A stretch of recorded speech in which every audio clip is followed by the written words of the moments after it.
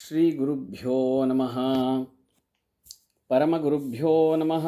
ಶ್ರೀಮದಾನಂದತೀರ್ಥ ಭಗವತ್ಪಾದಾಚಾರ್ಯೇಭ್ಯೋ ನಮಃ. ಹರಿ ಓಂ. ಶ್ರೀ ವೇದಾಂತ ಮಹಾಚಲಂ ಹಿ ಪರಿತಃ ಸಂಯೋಜ್ಯ ಸೂತ್ರಾಹಿಪಂ ಸದ್ವಾತಾಗಮ ಪೋಷಿತಾತ್ಮಹೃದಯಂ ತತ್ಪೂರ್ವಪಕ್ಷಾಸುರೈಃ ಸಿದ್ಧಾಂತೋಕ್ತಿ ಸುರೇಶ್ವರೈಶ್ಚ ಮಥಿತೋ ಯಃ ಕೃಷ್ಣದುಗ್ಧಾಂಬುಧಿಃ ಸ್ವೀಯಾನಾಮೃತಂ ಪ್ರಯಚ್ಛತಿ ಸಮಾಂ ಪಾಯಾತ್ ಗುಣೋದ್ಯನ್ಮಣಿಃ. ಸತ್ಸಂಗಮಾನಸ ಸರೋವರ ಮಧ್ಯವರ್ತಿ ಕೃಷ್ಣಾಂಘ್ರಿಚಾರು ಕಮಲಾರ್ಪಿತಚಿತ್ತವೃತ್ತಿಃ ಶಾಸ್ತ್ರಾತಿ ಮಂಜುಪದರಂಜಿತ ರಮ್ಯ ಸಂಸತ್ ಆಸ್ಮಾಕಹೃತ್ ಸರಸಿಜೇಸ್ಥು ಸಮಧ್ವಹಂಸಃ. ತಪೋ ವಿದ್ಯಾ ವಿರಕ್ತ್ಯ ಸದ್ಗುಣೌಘಾಕರಾನಹಂ ವಾದಿರಾಜಗುರೂನ್ ವಂದೇ ಹಯಗ್ರೀವ ಪದಾಶ್ರಯಾನ್.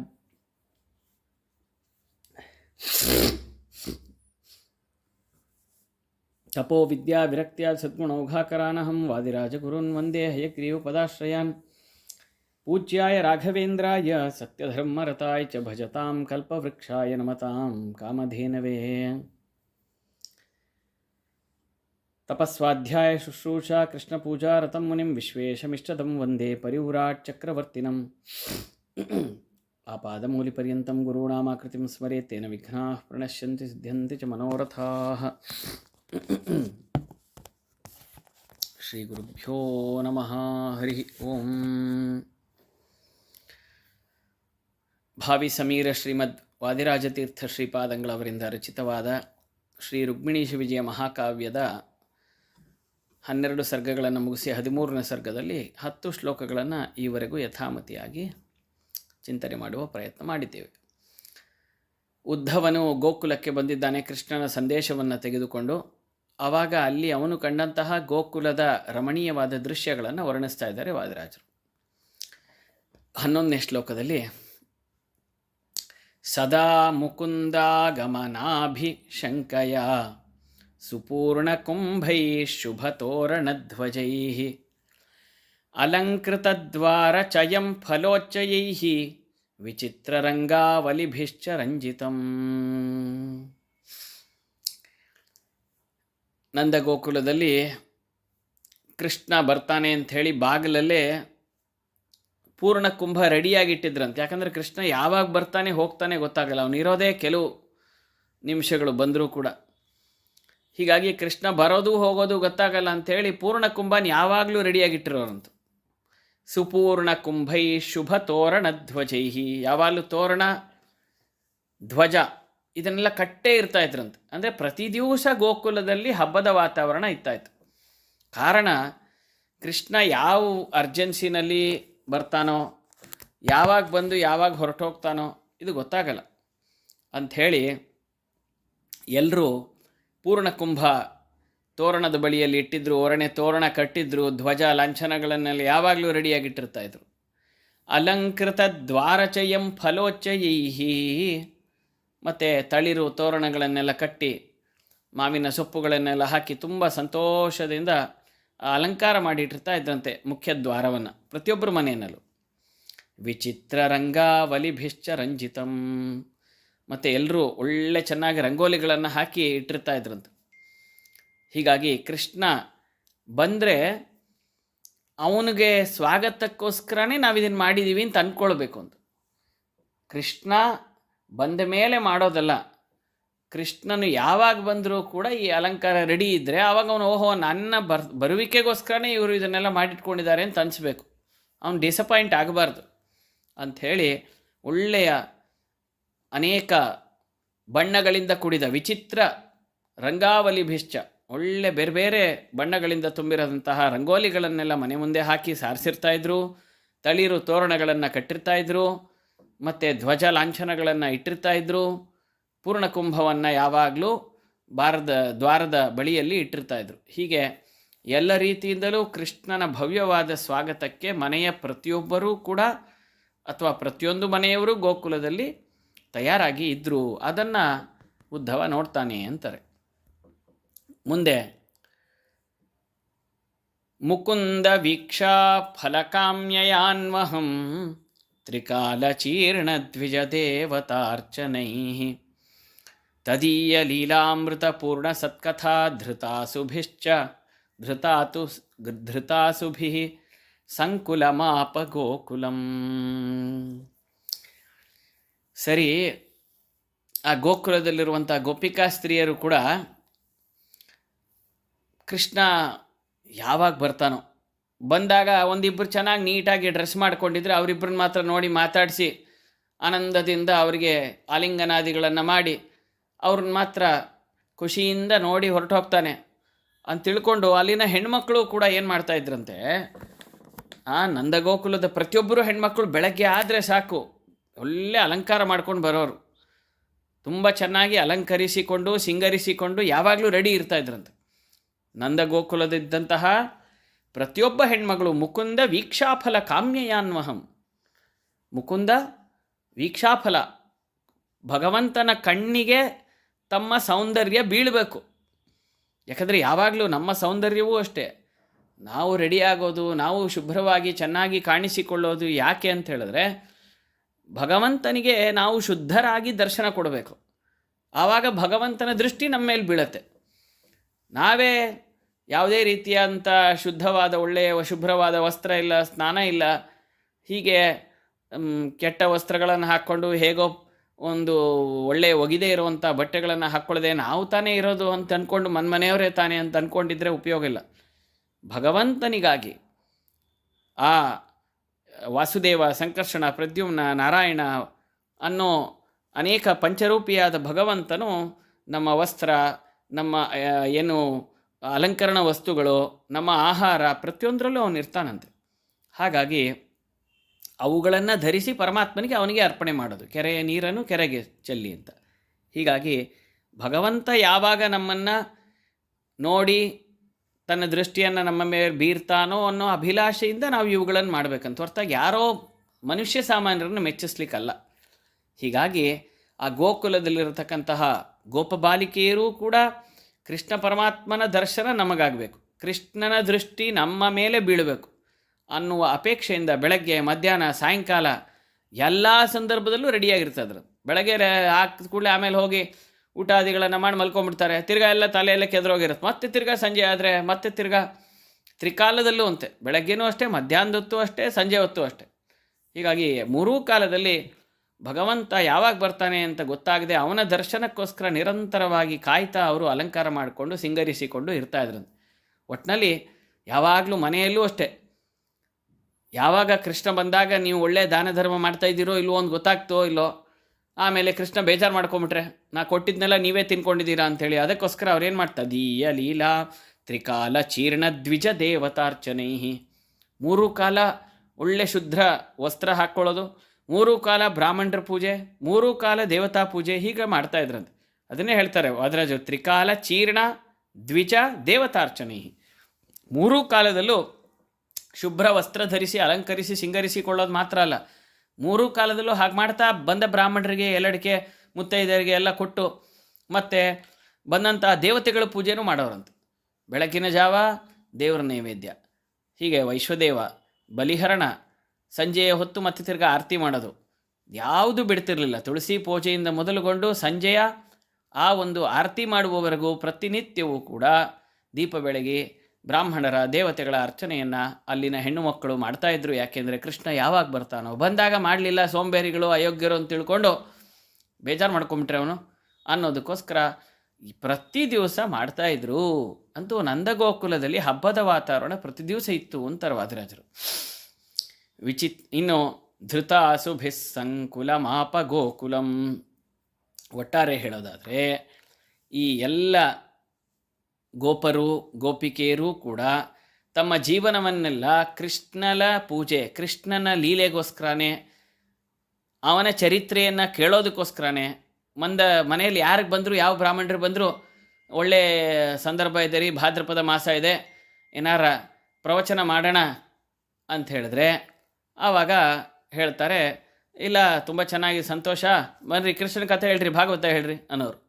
ಹೀಗೆ ಯಾರು ಮನೆಗೆ ಬಂದರೂ ಅವ್ರ ಹತ್ರನೂ ಬರೀ ಕೃಷ್ಣನ ಕಥೆನೇ ಕೇಳೋರಂತೆ. ಬ್ರಾಹ್ಮಣರ ಹತ್ರ ಪ್ರವಚನ ಅಂದರೆ ನಂದಗೋಕುಲದಲ್ಲಿ ಬರೀ ಕೃಷ್ಣನ ಕಥೆನೇ. ಇನ್ಯಾವುದೂ ಇಲ್ಲ. ಹಾಗಾಗಿ ಆ ರೀತಿಯಾಗಿ ಆ ಕೃಷ್ಣನ ಕಥೆಯನ್ನು ಕೇಳೋದಕ್ಕೋಸ್ಕರನೇ ತಮ್ಮ ಕಿವಿಗಳನ್ನು, ತಮ್ಮ ಪ್ರಾಣವನ್ನು ಹಿಡಿದಿಟ್ಟುಕೊಂಡಿದ್ರಂತೆ. ಅಂಥ ರೀತಿಯಲ್ಲಿ ಅವರು ಕಾಲ ಕಳೀತಾ ಇದ್ದರು. ಅಂತಹ ಗೊಲ್ಲರಿಂದ ತುಂಬಿರುವಂತಹ ಗೋಕುಲಕ್ಕೆ ಉದ್ಧವ ಬಂದ ಅಂತ ಹೀಗೆ 4 ಶ್ಲೋಕಗಳನ್ನು ಸೇರಿ ಕುಲಕ ಅಂತ ಕರೀತಾ ಇದ್ದೀವಿ. ಕೊನೆಗೆ ಕ್ರಿಯಾಪದವನ್ನು ಹೇಳ್ತಾರೆ. ಬಂದ ಅನ್ನೋದನ್ನು ಈ 4 ಶ್ಲೋಕ ಆದಮೇಲೆ ಹೇಳ್ತಾರೆ. ಅದರಿಂದ 12ನೇ ಶ್ಲೋಕದವರೆಗೂ 12, 11, 10, 9 ಈ 4 ಶ್ಲೋಕಗಳಿಗೆ ಸೇರಿ ಒಟ್ಟಿಗೆ ಒಂದು ಕುಲಕವಾಗಿ ಕ್ರಿಯಾಪದವನ್ನು ಅಲ್ಲಿ ಹೇಳಿದ್ದಾರೆ ಅಂತಾರೆ.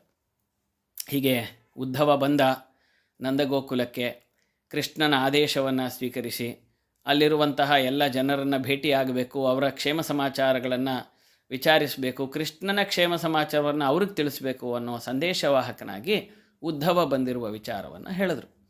ಬಂದ ಮೇಲೆ ಏನಾಯಿತು ಮುಂದೆ 13ನೇ ಶ್ಲೋಕದಲ್ಲಿ ಹೇಳ್ತಾರೆ. ತಥೋ ವಿವೇಶನಂದಸ್ಯ ಸದನಂ ಉದ್ಧವಃ ಅನ್ಯೇಷಾಮಪಿ ಚೇತಸ್ಸು ನ್ಯಯುಂಕ್ತ ಪರಮುದ್ಧವಂ. ಬಹಳ ಚೆನ್ನಾಗಿ ಇಲ್ಲಿ ಪ್ರಾಸಬದ್ಧವಾಗಿ ಹೇಳ್ತಾರೆ.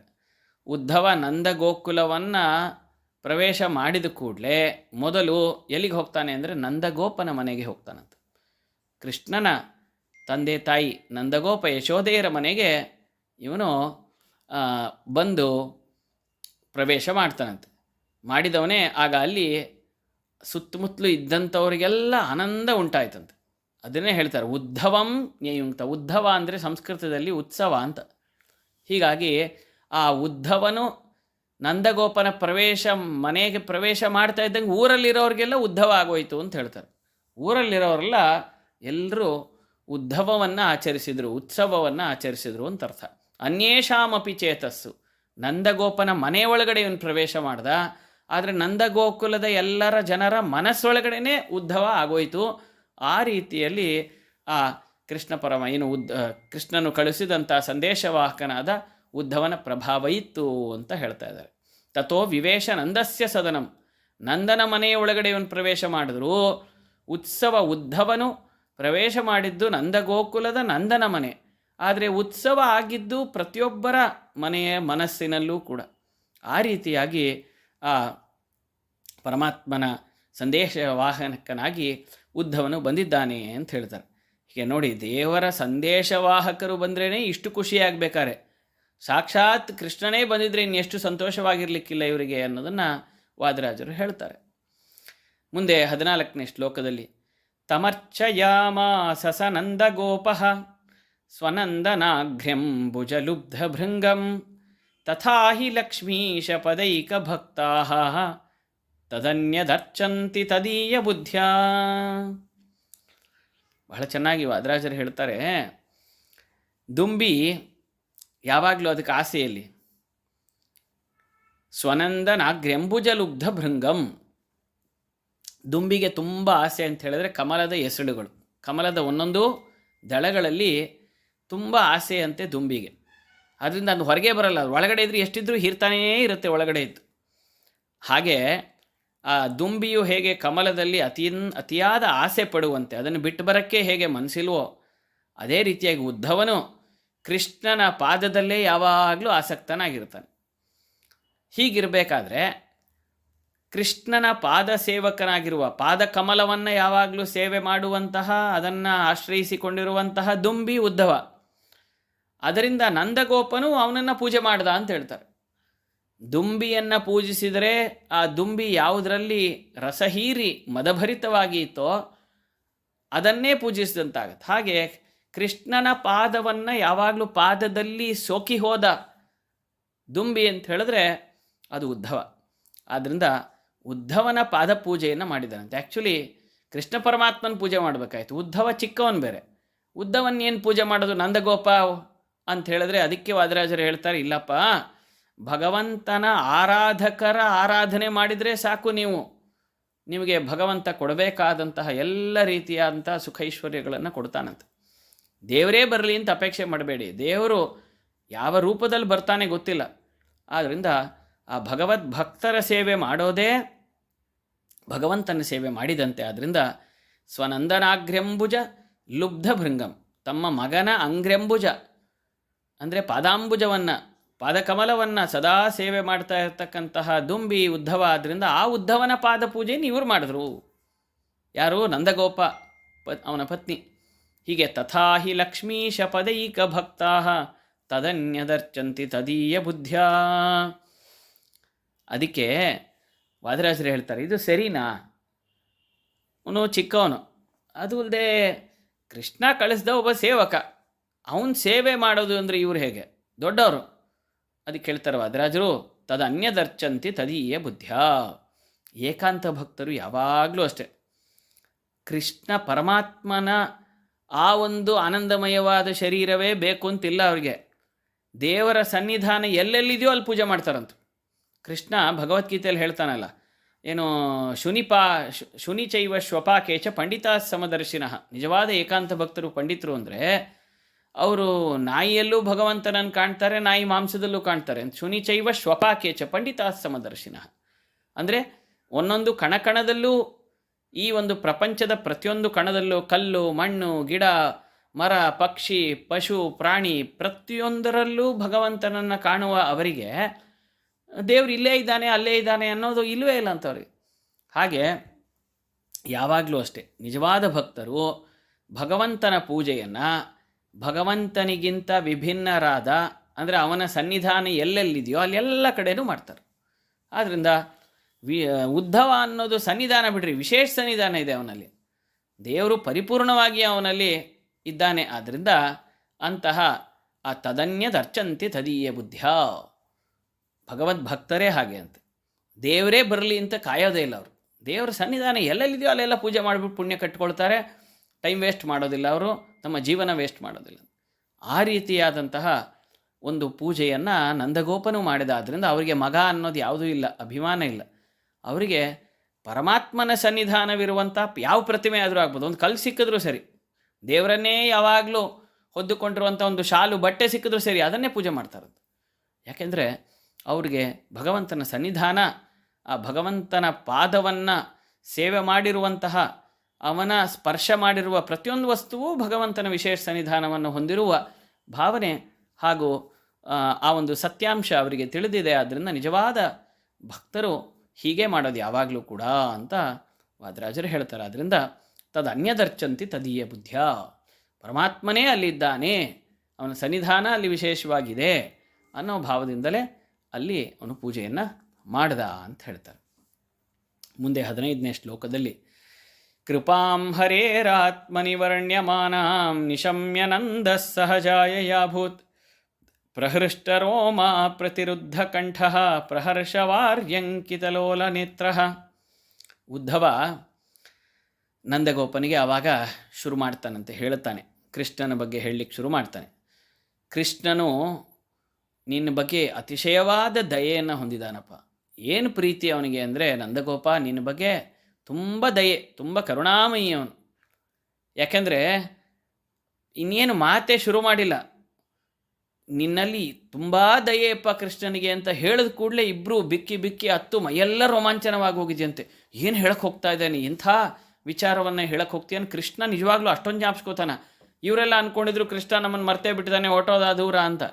ಆದರೆ ಕೃಷ್ಣ ನಿಜವಾಗ್ಲೂ ಇಷ್ಟೊಂದು ಹಚ್ಕೊಂಡಿದ್ದಾನೆ, ನಿನ್ನ ಬಗ್ಗೆ ತುಂಬ ದಯೆಯಪ್ಪ ಅವನಿಗೆ ಅಂತ ಒಂದು ಮಾತು ಹೇಳ್ದ ಅಷ್ಟೇ.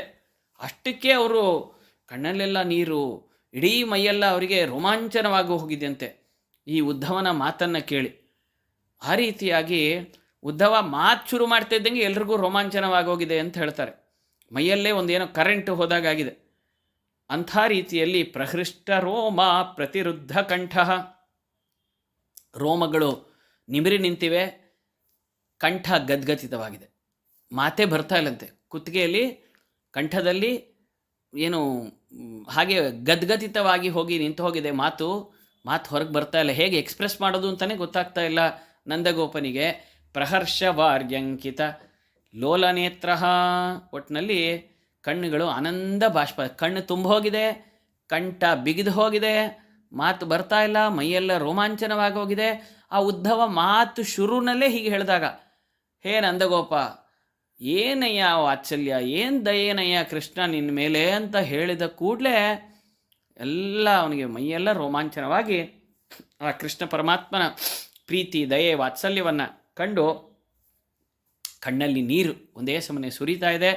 ಮತ್ತು ಒಂಚೂರು ಅವ್ರಿಗೆ ಏನು ಮಾತಾಡೋಕ್ಕಾಗ್ತಾಯಿಲ್ಲ, ಕುತ್ತಿಗೆ ಎಲ್ಲ ಕೂತು ಹೋಗ್ಬಿಟ್ಟಿದೆ. ಆ ರೀತಿಯಾಗಿ ಕಂಠ ಬಿಗಿದು ಕಣ್ಣೀರುಗಳು ಸುರಿದು ಮೈಯೆಲ್ಲ ರೋಮಾಂಚಿತವಾಗಿದೆ. ಆ ನಂದಗೋಪನಿಗೆ ಉದ್ಧವನ ಒಂದು ಸ್ವರ ಕೇಳ್ತಾ ಇದ್ದ ಹಾಗೇನೆ ಅಂತಾರೆ. ವಿಜೃಂಭಿತೆ ಯಸ್ಯ ಮುಖೇ ಸತೀಯಂ ಅಪಶ್ಯದಾತ್ಮಾನಮಿದಂ ಜಗಚ್ಚ ವಿಯೋಗ ವಾರ್ತಾಂ ಅಮುನೋತ್ಸೃಜಧ್ವಂ ಪರಂ ಪರಬ್ರಹ್ಮಧಿಯಾ ಭಜತ್ವಂ. ಅದಕ್ಕೆ ಆ ಯಶೋದೆ ಕೃಷ್ಣನನ್ನು ಹಿಂದೆ ತೊಡೆ ಮೇಲೆ ಮಲಗಿಸ್ಕೊಂಡಿದ್ದಾಗ ಅವನು ಜೋರಾಗಿ ಆಕಳಿಸಿದ್ನಂತೆ. ಆ ಆಕಳಿಸಿದಾಗ ಇವಳು ಅವನ ಬಾಯಲ್ಲಿ ತನ್ನನ್ನು ನೋಡಿದ್ಲು, ಇಡೀ ಜಗತ್ತನ್ನು ನೋಡಿದ್ಲು. ಹೌದಾ? ಆದ್ದರಿಂದ ನಾವೆಲ್ಲ ಅವನ ಉದರದಲ್ಲಿ ಇರೋದನ್ನು ನೋಡಿ ಅವನನ್ನು ಬಿಟ್ಟಿರೋಕ್ಕೆ ಆಗಲಿಲ್ಲ ಅವಳಿಗೆ. ಅವನ ಅಗಲಿಕೆ ಪ್ರಶ್ನೆನೇ ಇಲ್ಲ ಅಂತ ಅಂದ್ಕೊಂಡಿದ್ಲು. ಅಗಲಿಕೆಯ ಮಾತೇ ಇಲ್ಲ. ಯಾಕೆ ಅಂತ ಹೇಳಿದ್ರೆ ನಾವೆಲ್ಲರೂ ಎಲ್ಲ ಕೃಷ್ಣನ ಒಳಗಡೆ ಇದ್ದೇ ಇದ್ದೀವಿ ಯಾವಾಗಲೂ ಅನ್ನೋ ಪರಿಜ್ಞಾನ ಅವಳಿಗೆ ಯಾವಾಗ ಬಂದಿತ್ತು. ಮುಖ್ಯವಾಗಿ ಶ್ರೀಮನ್ನಾರಾಯಣ ಅವನು ಇವನ ಮಗ ಅಲ್ಲ ಅನ್ನೋ ಭಾವ ಅವತ್ತೇ ಬಂದಿತ್ತು. ಇವತ್ತು ಈ ಮಾತು ಶುರು ಮಾಡಿದಾಗ ಅಂಥ ನಾರಾಯಣ, ಇಡೀ ಪ್ರಪಂಚ, ನಾವು ಅಪ್ಪ ಅಮ್ಮನ ಬಿಡ್ರಿ, ಇಡೀ ಏನು ಪ್ರಪಂಚವನ್ನೇ ತನ್ನ ಬಾಯೊಳಗಡೆ ಇಟ್ಕೊಂಡಿರ್ತಕ್ಕಂತಹ ಈ ಕೃಷ್ಣ ಪರಮಾತ್ಮ ನಮ್ಮ ಬಗ್ಗೆ ಇಷ್ಟೊಂದು ವಾತ್ಸಲ್ಯ, ದಯೆ, ಕರುಣೆಯನ್ನು ಹೊಂದಿದ್ದಾನೆ ಅಂದರೆ ಎಷ್ಟು ಪುಣ್ಯವಂತರಪ್ಪ ನಾವು. ಜಗತ್ತಿನ ಬಗ್ಗೆ ಎಲ್ಲ ಕಾಳಜಿ ಒಂದೇ ರೀತಿಯಾಗಿ ವಹಿಸುವಂತಹ ಕೃಷ್ಣ ನಮ್ಮ ಬಗ್ಗೆ ಏನೋ ವಿಶೇಷವಾದ ಕಾಳಜಿಯನ್ನು ವಹಿಸಿದ್ದಾನೆ, ದಯೆಯನ್ನು ಹೊಂದಿದ್ದಾನೆ ಅಂತ ಉದ್ಧವ ಹೇಳ್ತಾ ಇದ್ದಾಗೇ ಕಂಠವೆಲ್ಲ ಅವಳಿಗೆ ಗದ್ಗದಿತವಾಗಿ ಇಬ್ಬರಿಗೂ ಅದೇ ರೀತಿಯಾಗಿ ಕಣ್ಣೀರು ಸುರಿತಾ ಇದೆ ಅಂತ ಹೇಳ್ತಾರೆ. ಹಾಗೆ ಪರಬ್ರಹ್ಮಧಿಯಾ ಭಜತ್ವಂ. ಆ ಕೃಷ್ಣ ಅವನು ನಮ್ಮ ಮಗ ಅಲ್ಲ, ಅವನು ಪರಬ್ರಹ್ಮ ಅನ್ನೋ ಭಾವ ಅವತ್ತೇ ಅವಳಿಗೆ ಬಂದಿತ್ತು ಅಂತ ಹೇಳ್ತಾರೆ. ಹೀಗಾಗಿ ಈವಾಗ ಅವಳಿಗೆ ರೋಮಾಂಚನವಾಗಿದ್ದರಲ್ಲಿ ಏನೂ ಅಂಥ ವಿಶೇಷ ಇಲ್ಲ. ಮುಂಚೆ ಆದರೆ ಅಯ್ಯೋ ನಮ್ಮ ಮಗ ಹಾಗೆ ಹೀಗೆ ಅಂತ ಹೇಳ್ತಾ ಇದ್ಲು ಚಿಕ್ಕ ವಯಸ್ಸಿನಲ್ಲಿ ತನ್ನ ತೊಡೆ ಮೇಲೆ ಹಾಕ್ಕೊಂಡು. ಯಾವಾಗ ಅವನು ಬಾಯಿ ತೆಗೆದು ಇಡೀ ಪ್ರಪಂಚವನ್ನು, ಆ ಪ್ರಪಂಚದೊಳಗಡೆ ಇವಳನ್ನು, ಅವನನ್ನು ಎಲ್ಲ ತೋರಿಸಿದ್ರೋ ಆವಾಗ ಓಹೋ ಇದು ಸಾಮಾನ್ಯವಾದ ಮಗು ಅಲ್ಲ, ಸಾಕ್ಷಾತ್ ಭಗವಂತನೇ ಅಂತ ಗೊತ್ತಾಗ್ಬಿಟ್ಟಿತ್ತು. ಹೀಗಾಗಿ ಅಂಥ ಭಗವಂತನು ಇಷ್ಟೊಂದು ಕಾರುಣ್ಯವನ್ನು ನಮ್ಮ ಮೇಲೆ ಹೊಂದಿದ್ದಾನೆ ಅನ್ನೋ ಮಾತು ಉದ್ಧವನಿಂದ ಬಂದಾಗ ತುಂಬ ಖುಷಿಯಾಯಿತು. ಯಾಕಂದರೆ ಮೂರನೇವರು ನಿಮ್ಮ ಮಕ್ಕಳ ಬಗ್ಗೆ, ಮೂರನೇವರು ನಿಮ್ಮ ಪರಿವಾರದವರು ಎಷ್ಟು ಪ್ರೀತಿಯನ್ನು ನಿಮ್ಮ ಬಗ್ಗೆ ಹೊಂದಿದ್ದಾರೆ ಅನ್ನೋದನ್ನು ಹೇಳಿದಾಗ ನಮ್ಗೆ ಹೆಚ್ಚು ಖುಷಿಯಾಗತ್ತೆ. ಅವರೇ ಡೈರೆಕ್ಟಾಗಿ ಹೇಳೋದಕ್ಕಿಂತ ಬೇರೆಯವರು ಮಾತಾಡಿದಾಗ ನಮ್ಗೆ ಹೆಚ್ಚು ಖುಷಿ. ಪರವಾಗಿಲ್ಲಪ್ಪ, ಬೇರೆಯವ್ರ ಹತ್ರ ಹಾಗಾದರೆ ಈ ವಿಷಯ ಹೋಗಿದೆ, ನಮ್ಮನ್ನು ಎಷ್ಟು ಪ್ರೀತಿಸ್ತಾನೆ ಅನ್ನೋದು ಬೇರೆಯವ್ರ ಹತ್ರನೂ ಹೇಳ್ಕೊಂಡಿದ್ದಾನೆ ಅಂತ ಗೊತ್ತಾಗತ್ತೆ. ಆದ್ದರಿಂದ ಆ ತಂದೆ ತಾಯಿಗೆ ಇಬ್ಬರಿಗೂ, ಯಶೋದೆಗೆ ನಂದಗೋಪನಿಗೆ ತುಂಬ ಪ್ರೀತಿಯಾಯಿತು, ರೋಮಾಂಚನವಾಯಿತು ಉದ್ಧವನ ಮಾತನ್ನು ಕೇಳಿ ಅಂತಾರೆ. ಮುಂದೆ 17ನೇ ಶ್ಲೋಕದಲ್ಲಿ ಸನಂದಮಾನಂದ ನಿಧಿಂ ವಿಧಾಯ ಜಗಾಮ ಗೋಪಿ ಜನಮಂದಿರಾಣಿ ಸುದುಷ್ಕರೋಗ್ರೌ ವ್ರತಕರ್ಷಿತಾಂಗ ಮುನೀಂದ್ರ ವೃಂದಾಶ್ರಮ ಸಂಹಿತಾನಿ. ಆ ಉದ್ಧವ ಒಟ್ಟಿನಲ್ಲಿ ಕೃಷ್ಣನ ಕಥೆ ಎಲ್ಲ ಹೇಳ್ತಾನಂತೆ, ಏನೇನಾಯಿತು, ಯಾವ ರೀತಿ ಕಂಸ ಸಂಹಾರ ಇತ್ಯಾದಿಗಳೆಲ್ಲ. ಅದನ್ನೆಲ್ಲ ಹೇಳಿ ವೃತ್ತಾಂತದಿಂದ ನಂದಗೋಪನನ್ನು ತುಂಬ ಸಂತೋಷಪಡಿಸ್ತಾನೆ. ಆಮೇಲೆ ಏನು ಮಾಡ್ತಾನಂತೆ, ನಂದಗೋಪನಿಗೆ ಖುಷಿಪಡಿಸಿದ ಮೇಲೆ ಅಲ್ಲೇ 100 ಜನ ಆಗಲೇ ತುಂಬ್ಕೊಂಡ್ಬಿಟ್ಟಿದ್ರು ಮನೆಯಲ್ಲಿ. ಆದರೂ ಏನು ಮಾಡ್ತಾರೆ, ತಿರ್ಗಾ ಗೋಪಿಕಾ ಸ್ತ್ರೀಯರ ಮನೆಗೆ ಹೋದಂತು.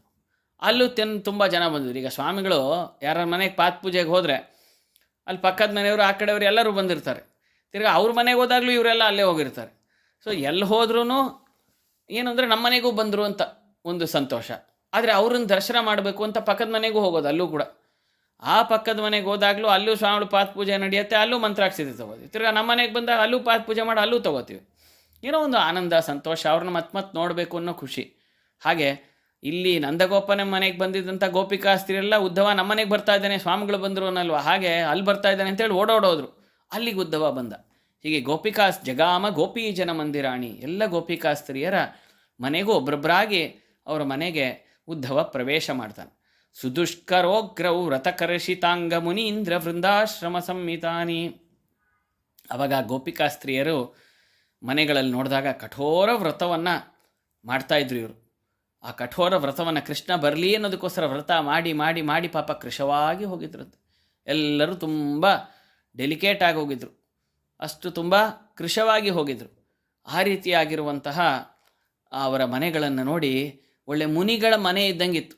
ಅಂದರೆ ಋಷಿ ಮನೆ ಇದ್ದಂಗೆ ಇರ್ತಾಯಿತ್ತು. ಋಷಿಗಳ ಮನೇಲಿ ಏನಿರುತ್ತೆ, ಬೇಕಾದಷ್ಟು ಏನು ತುಂಬಿ ತುಳುಕಿ ಪಂಚಭಕ್ಷ್ಯ ಪರಮಾನ್ನಗಳಿರಲ್ಲ, ಏನೋ ಗೆಡ್ಡೆ ಹಣ್ಣು ಕಾಳು ಅದು ಇದು ತಿನ್ಕೊಂಡು ಹೆಂಗೋ ಜೀವನ ಕಳೀತಾ ಇರ್ತಾರೆ. ಹಾಗೆ ಈ ಗೋಪಿಕಾ ಸ್ತ್ರೀಯರು ಕೂಡ ಮುನಿಗಳಂತೆ, ಋಷಿಪತ್ನಿಯರಂತೆ ಎಲ್ಲವನ್ನೂ ಪರಿತ್ಯಾಗ ಮಾಡಿ ಕೃಷ್ಣನ ಜಪವನ್ನೇ ಮಾಡ್ತಾ, ಅವನಿಗೋಸ್ಕರನೇ ಕಠೋರವಾದ ವ್ರತಗಳನ್ನು ಮಾಡ್ತಾ ಇವರು ಇರೋದನ್ನು ನೋಡಿ, ಅವರು ಕೃಶವಾಗಿರೋದನ್ನು ನೋಡಿ ಅಯ್ಯೋ ಪಾಪ ಅಂತ ಅನ್ನಿಸ್ತಂತೆ ಉದ್ಧವನಿಗೆ. ಆವಾಗ ಗೋಪಿಕಾ ಸ್ತ್ರೀಯರು ಕೃಷ್ಣನ ಧ್ಯಾನದಿಂದ ಉದ್ಧವನನ್ನು ನೋಡಿದಾಗಲೇ ಹೊರಗೆ ಬಂದಿದ್ದಂಥವ್ರು. ಅಲ್ಲಿವರೆಗೂ ಬರೀ ಕೃಷ್ಣನೇ. ಉದ್ಧವನನ್ನು ನೋಡಿದಾಗ ಈಗ ಉತ್ಸಾಹದಿಂದ ಎಲ್ಲರೂ ಹೊರಗೆ ಬಂದು ತಮ್ಮ ಹೆಣ್ಣು ಮಕ್ಕಳ ಸ್ವಭಾವಗಳನ್ನು ತೋರಿಸ್ತಾ ತುಂಬ ಏನು ಕುಣಿಯೋದು, ನಲಿದಾಡುವಂತಹ ಒಂದು ಸ್ವಭಾವ ಆವಾಗ ಅವ್ರಿಗೆ ಮತ್ತೆ ಹಿಂತಿರುಗಿ ಬಂತದ್ದು. ಅಲ್ಲಿಯವರೆಗೂ ಕೃಷ್ಣನ ಬಗ್ಗೆನೇ ಚಿಂತನೆ ಮಾಡ್ತಾ, ಕೃಷ್ಣನ ವಿಚಾರಗಳನ್ನೇ ಆಲೋಚಿಸ್ತಾ, ಕೃಷ್ಣ ಮಂತ್ರವನ್ನೇ ಜಪ ಮಾಡ್ತಾ, ಅವನಿಗೋಸ್ಕರನೇ ಎಲ್ಲ ಆಹಾರಗಳನ್ನು ಪರಿತ್ಯಾಗ ಮಾಡಿ ಎಲ್ಲ ರೀತಿಯಾದ ಕಠೋರ ವ್ರತಗಳನ್ನು ಮಾಡ್ತಾ, ಮುನಿಯ ಆಶ್ರಮದಲ್ಲಿರುವಂತಹ ಬಾಲಕಿಯರಂತೆ ಅವರು ವ್ರತಗಳನ್ನು ಆಚರಿಸ್ತಾ ತಮ್ಮ ಮನೆಯನ್ನು ಒಂದು ಆಶ್ರಮದ ಥರ ಮಾಡ್ಕೊಂಡು ಬಿಟ್ಟಿದ್ರು. ಅದರಿಂದ ಗೋಪಿಕಾ ಸ್ತ್ರೀಯರ ಮನೆಗೆ ಹೋದಾಗ ಉದ್ಧವನು ಕಂಡಿದ್ದೇನು ಅಂದರೆ ಆಶ್ರಮಗಳನ್ನು, ಅಷ್ಟು ಪ್ರೀತಿಯನ್ನು ಅವರು ಕೃಷ್ಣನ ಮೇಲೆ ಹೊಂದಿದ್ದು, ಅವನಿಗೋಸ್ಕರ ವ್ರತಗಳನ್ನು ಮಾಡಿ ಕೃಶಾಂಗಿಯರಾಗಿ ಹೋಗಿದ್ದರು, ಅಷ್ಟು ಕೃಶವಾಗಿ ಹೋಗಿದ್ದರು ಅವರೆಲ್ಲರೂ ಅನ್ನೋದನ್ನು ಉದ್ಧವ ನೋಡ್ತಾನಂತೆ. ಹಾಗೆ ನೋಡಿದ ಉದ್ಧವ ಮುಂದೆ 18ನೇ ಶ್ಲೋಕದಲ್ಲಿ ವಾದರಾಜರು ಹೇಳ್ತಾರೆ, ಕಾಚಿನ್ ಮುಕುಂದೇನ ಸಹೈವ ಶಯ್ಯಾಂ ಪ್ರಾಪ್ತುಂ ಬತಾಧ ಶಯನೌರತಸ್ಥ ತಜ್ಜುಷ್ಟ ತಾಂಬೂಲ ಫಲಾಯ ಧನ್ಯ ತತ್ಯಾಜ ತಾಂಬೂಲ ರುಚಿಂ ಕಿಲಾನ್ಯ. ಏನು ಒಬ್ಬೊಬ್ಬರು ಗೋಪಿಕೆಯರು ಒಂದೊಂದು ರೀತಿಯಾದ ವ್ರತಗಳನ್ನು ಮಾಡ್ತಾಯಿದ್ರಂತ. ಏನು ವ್ರತ ಮಾಡ್ತಾಯಿದ್ರಪ್ಪ ಅವರು ಅಂದರೆ, ವ್ರತ ಅಂದ್ರೇನು, ಬಿಡೋದು ಅಂತ ಅರ್ಥ ಅಲ್ವಾ.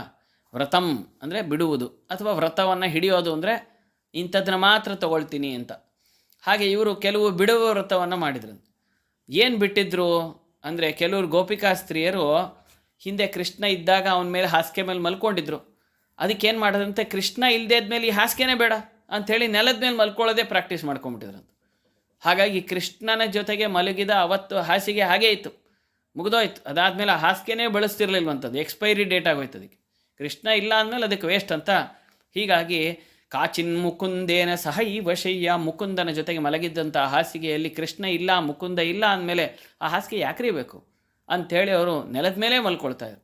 ಇನ್ನು ಕೆಲವರು ತಜ್ಜುಷ್ಟ ತಾಂಬೂಲ ಫಲಾಯ ಧನ್ಯ, ಇನ್ನು ಕೆಲವರು ಗೋಪಿಕಾಸ್ತ್ರೀಯರು ಕೃಷ್ಣನು ಅಗಿದು ಕೊಟ್ಟಂತಹ ತಾಂಬೂಲವನ್ನು ತಿಂತಾಯಿದ್ರು.